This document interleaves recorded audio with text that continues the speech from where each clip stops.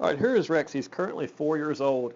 And if you've seen the previous video, praise the intent, not the results, really stress the importance of ability over skill. Now, you've got to keep in mind, at 4 years old, he doesn't have the skill level to catch the ball.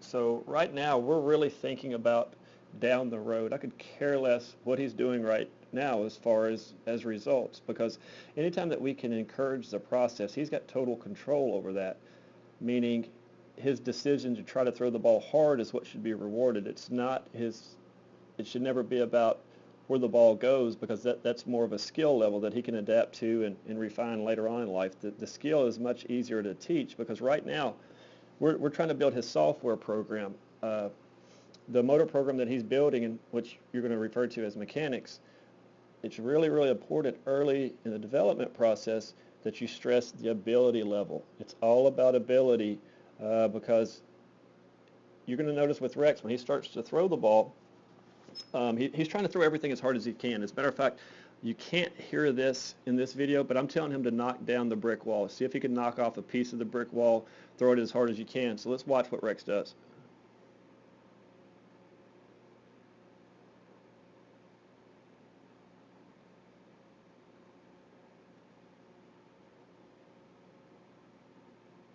Now, this was at a college baseball game, and so we took a few minutes to throw, but after his pitch count got to about 180, and I'm just joking with that, we kind of shut it down.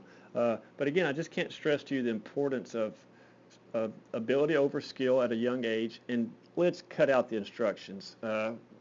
What happens is whenever, especially early in life, kids do a couple of things. One, they're going to emulate everything that they see, especially from dad, and I learned from an earlier age with my daughters that they can't catch the ball. So what was happening was I was trying to softly throw the ball with just a flip, and they associated it with how I threw the ball. So what do you think they did?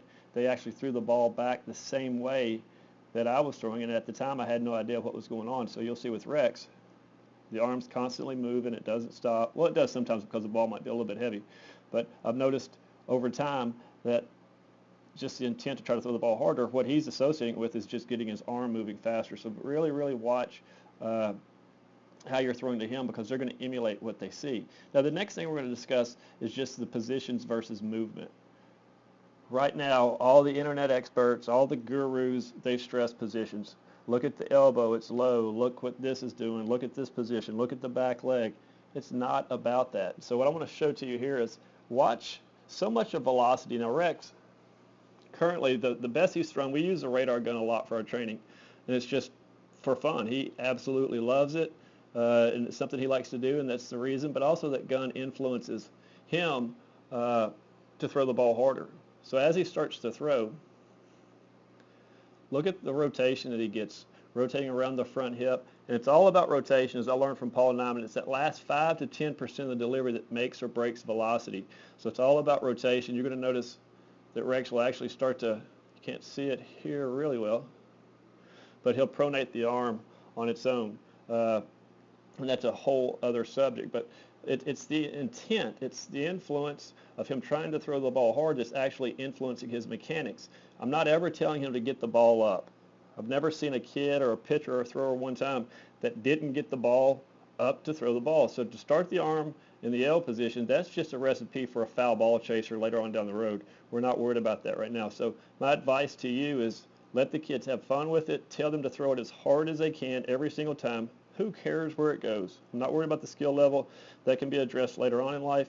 But you're going to notice, you're going to find that the harder they start to throw the ball, those mechanics are going to start to shape themselves, because again, what we're trying to do, we're creating a motor program. We're looking at this as a software program that can be used later on down the road, but more importantly, it's not interrupting or interfering with, the instruction is not interfering with what he's doing. He's having fun. He's got total freedom. He's not worried about trying to please dad. He's just looking back every time to see that I make a big deal out of it, and the louder that I cheer for him, the harder he starts to throw the ball. So it's always a win-win situation for him, and it's something that he absolutely loves. So this game of baseball is just something that's hard for him to turn off, because he's constantly being rewarded. He's putting in a win-win situation every time he picks up the ball.